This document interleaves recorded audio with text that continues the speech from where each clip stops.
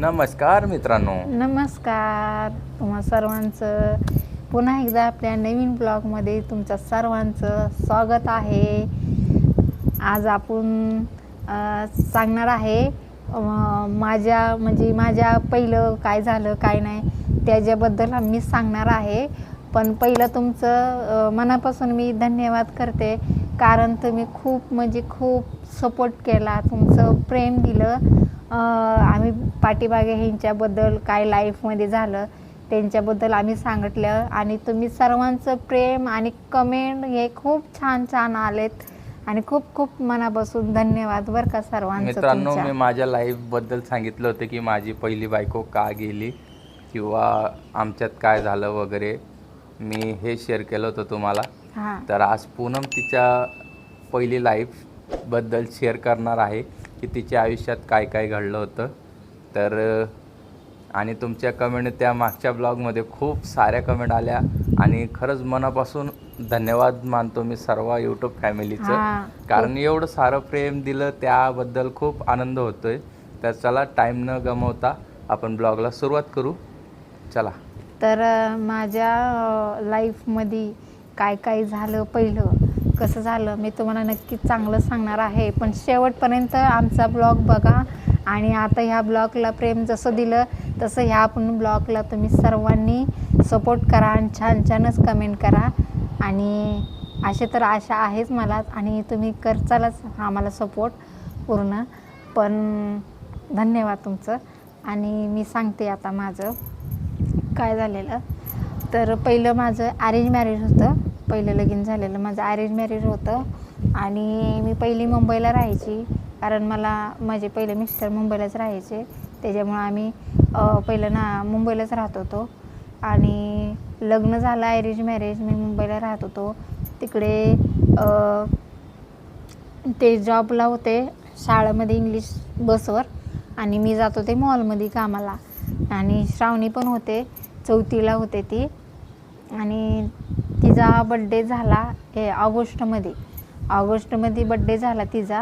आणि तिचा बड्डे झाला दुसऱ्या महिन्यामध्ये गणपती बाप्पा बसतात, ते तर तुम्हाला सर्वांनी माहिती आहे. आणि शाळेला इंग्लिश बसला ना सुट्ट्या असतात, इंग्लिश बसला सुट्ट्या असतात, तर त्यासनी सुट्टी होती. आणि मग आमचा अचानकमध्ये जायचा गावाला प्लॅन झाला की माझ्या बहिणीचे 2 जुळे मुली होती, तेव्हा म्हणजे काहीतरी झालं, त्यासने 7व्या महिन्यात जन्मले होते म्हणून त्या दोन्ही मुली हे झाल्या, म्हणजे काय म्हणतात त्याला, ऑफ झाल्या मुली दोन्ही पण.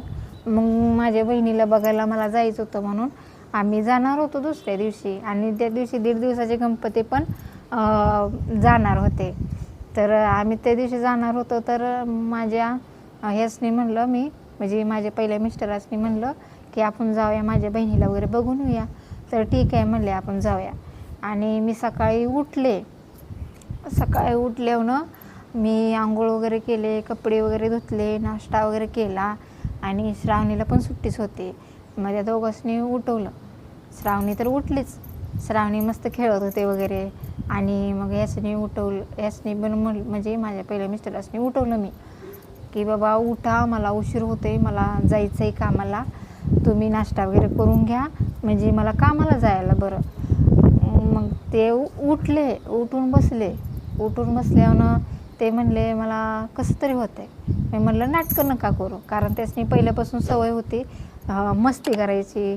ते मी मेल्यासारखं पडतो असं तसं, ते उठल्यावर त्यांची मस्ती चालूच राहत असते सुट्टी असल्यावर. म्हणून मी एवढं लक्ष नाही दिलं. मी म्हणलं नाटके नका करू, पडदिशी आंघोळ करा आणि नाश्ता करा, मला कामाला जायचं आहे आणि लवकर पण यायचं आहे, आपल्याला पॅकिंग करायचं आहे, गावाला जायचं आहे म्हणून. तर ठीक आहे म्हणले. मग परत झोपले. मग मी खवळले त्यासनी, म्हणलं तुम्ही असे नाटके करू नका. तर ते म्हणायला लागले, अगं नाही मला उठताच नाही. आणि हात आहे ना असा वाकडा झाला आणि तोंड आहे ना असं इकडे वाकडं झालं होतं आणि पाय पण उचलत नव्हता. मग मी म्हटलं बघ श्रावणी, पप्पा तुझे कसे करतायत नाटके, आत्तीला फोन लाव. तिच्या आत्तीला फोन लावला आम्ही, कारण त्या पण तिथंच राहते, ते दुसऱ्या गल्लीमध्ये राहत होत्या. त्यासने आम्ही फोन लावला. ही श्रावणी म्हणली, मम्मी हे आत्या पप्पा नाटके करतायत, कसे पण करतायत, तू घरी ये आताच्या आता, त्याच्याने बघतो. तर ती म्हणली बाळा माझा स्वयंपाक झाला आहे, मी नंतर येते तुला भेटायला. तर मग ठेवला तिने फोन आणि मी म्हणलं बाळा व्हिडिओ काढ आणि आतीला पाठव, ही कसा नाटकी करायला लागली ती बघ म्हणा, पप्पा कशी नाटकी करतायत दाखवतेच नाही. म्हणून मी नाश्ता काहीतरी करत होते, परत त्यांच्याकडे बघितलं तर त्यांच्या तोंडातनं फेस आणि म्हणजे चड्डीमध्ये पण म्हणजे लई झालेली त्यासनी. अरे बापरे, मी एवढी भिली, मी एवढं म्हणजे मला ना अंग थरथर कापा लागलं होतं. एवढं म्हणजे मला काही विचारच येत नव्हते, मला काहीच समजत नव्हतं काय झालं आणि काय नाही. परत मग माझ्या नंदाला फोन केला तर नंद म्हणले अगं ते मस्ती करते. अहो म्हणलं मस्ती नाही करत तो, या तुम्ही चढदिशी त्यांच्या तोंडातनं फेस यायला लागला आहे आणि लघवी पण केलेली आहे, लवकर या तुम्ही. मग ते आपण आंघोळ वगैरे काहीच केली नव्हती, सकाळ झालं होतं आणि सगळ्यांचे सकाळचे चालू होतं गणपती वगैरे बुडवायला जायचं, सगळ्यांच्या तयारी होत्या. तिथं कोणीच जेंट्स म्हणून नव्हतंच, सगळ्या लेडीजच होत्या घरी. आणि तुम्हाला सांगते आल्या त्या आणि बघितलं तर त्यासनी वाटलं फिट वगैरे आले असेल म्हणून तिने कांदा वगैरे फोडून लावला, तरी काही नाही. मग डॉक्टरला आम्ही फोन केला घरी या म्हणून, कारण त्यासनी उठताच येत नव्हतं, कारण लकवा मारल्यासारखं झालं होतं. एकतर्फे त्यासनी अटॅकच आला होता. आणि मग ते डॉक्टर युस्तवर त्यांची बाथरूम पण झाले, म्हणजे संडास वगैरे सगळी चड्डीमध्येच झाले. आणि परत लघवीला पण आलं, लघवी पण केली.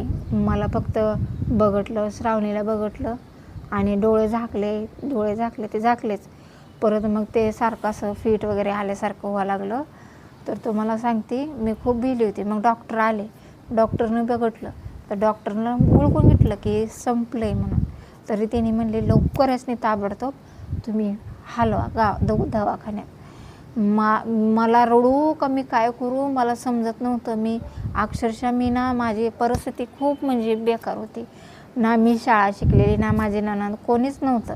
आणि तो दवाखाना मी कधी बघितला पण नव्हता आयुष्यामध्ये, आणि मी पाय पण ठेवला नव्हता मुंबईमध्ये, म्हणजे त्या मोठ्या एवढ्या दवाखान्यात. तसंच मी सगळ्यांनी असं भीक मागडल्यासारखी या हो माझ्या नवऱ्याला उचलायला या म्हणून. मग कसं तरी त्या ह्याच्यामध्ये उचललं, काय म्हणतात ते आपण चादर घेतो ना त्याच्यामध्ये ब्लँकेटमध्ये उचललं चौघांनी. आणि गाडी ॲम्ब्युलन्स पण बोलवायला आम्हाला टाईम नव्हता माहिती आहे का. मग मी तसंच आम्ही त्या माणसाने उचललं, चादर फाटली तरी तेवढा माणूस म्हणजे त्यांचं चांगले हट्टेगोटे होते. आणि मग रिक्षामध्ये टाकलं. रिक्षामध्ये मी होती आणि पाठीमागं माझे नणंद वगैरे आले, मी एकटीच होते रिक्षामध्ये तुम्हाला काय खोट बोलत नाही मी. तो माणूस पाय खोडत होता, हात खोडत होता. मला अक्षरशः मी अर्धी रिक्षाच्या बाहेर होते, सगळी पब्लिक मला बघत होते. म्हणजे असं काय, म्हणजे ती लेडीज किती बाहेर आले आणि असं का करायला आले माणूस म्हणून सगळी बघत होते. आणि त्या ट्रॉफिक वगैरे मुंबईमध्ये तर मला माहीतच आहे ट्रॉफिक असतं. मग कसं तरी नेलं दवाखान्यामध्ये आणि टाकलं बेडवरती. मग तिने ऑक्सिजन वगैरे लावलं. मग तिने म्हणलं डोक्याचं ते काय ते सिटी स्कॅन करतात ते, हां ते करायचं आहे, करूया म्हणलं. आणि परत त्यांची हालत वगैरे बघितली तिने. आणि तिने डॉक्टरने त्याच्याने माहीत झालं की म्हणजे पूर्ण संपलेलं आहे. कारण ते घरामध्येच ते प्रायव्हेट डॉक्टर आले ना, ते याच्या आधी त्यांच्या जे आपल्या नसा रक्तवाहिनीच्या रसा असतात ना त्या म्हणजे फुटल्या होत्या आणि गाठी झाल्या डोक्यामध्ये रक्ताच्या. आणि संपलंय म्हणून माहीत होतं त्यासनी. तरी तिने ना नासक्याने म्हणजे सॉरी मी असं बोलले, खरं सांगते मी, तेव्हा म्हणजे तोंडात माझ्या पाणी नव्हतं का नाश्ता नव्हता का काय नव्हता. आणि डॉक्टरला मी बोलवलं तर डॉक्टर म्हणले काय काळजी करू नका तुम्ही, आपण सिस्टिंग स्कॅन करायचं आहे त्यांचं डोक्याचं आणि परत मग तिथून पुढं ट्रीटमेंट करू. दुपार झाली तरी तिने अजिबात आले नव्हते, नुसतं ऑक्सिजन लावलं होतं. तर मित्रांनो तिने म्हणजे तिच्या नवऱ्यासाठी खूप स्ट्रगल केला आहे वाचवायचा. आता एकटी बाई माणूस किती धावपळ करणार आहे, तरी तिने नवऱ्याला वाचवण्यासाठी खूप म्हणजे मेहनत घेतली. पण आता म्हणजे देवाला जे पाहिजे होतं तेच केलं. 4 वाजतावर ते म्हणजे असं त्यांचं ऑक्सिजनवरच होते, श्वास वगैरे घेत होते, करत होते. माझ्या पशी कोण पण नव्हतं, माझा भाऊ दादरला हेला होता, काय म्हणतात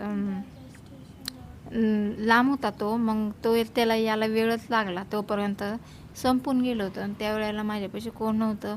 मी कुणापाशी जाऊ, कुणापाशी रडू, कुणाला सांगू, काय करू हे सुद्धा मला समजत नव्हतं. आणि ते डॉक्टर पण येऊन बघत नव्हते. शेवटी मी काय केलं माहिती आहे का, जोरात ओरडली सगळ्यासनी तिथं आणि त्या डॉक्टरला असं ओढून आणलं.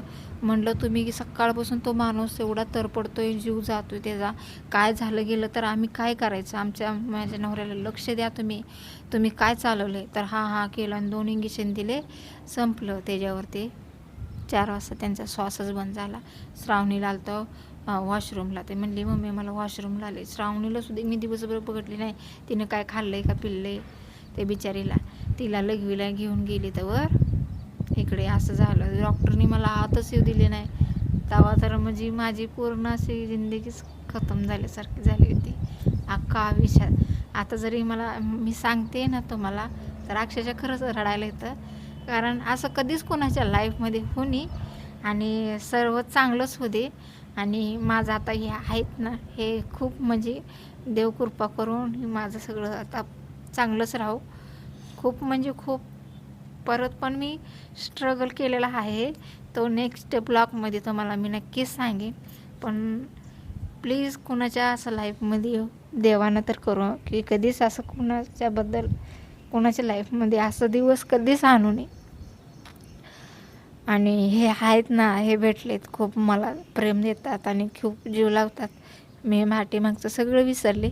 पण ते जेव्हा ते दवाखान्यात झालं ना ते बघून ना खूप आठवतं. कारण ना जीव जाताना मी स्वतः बघितलेलं आहे. त्याच्यामुळे मला माहीत आहे काय त्यावेळेला माणसाची मनस्थिती काय असते, कधी कशी होते.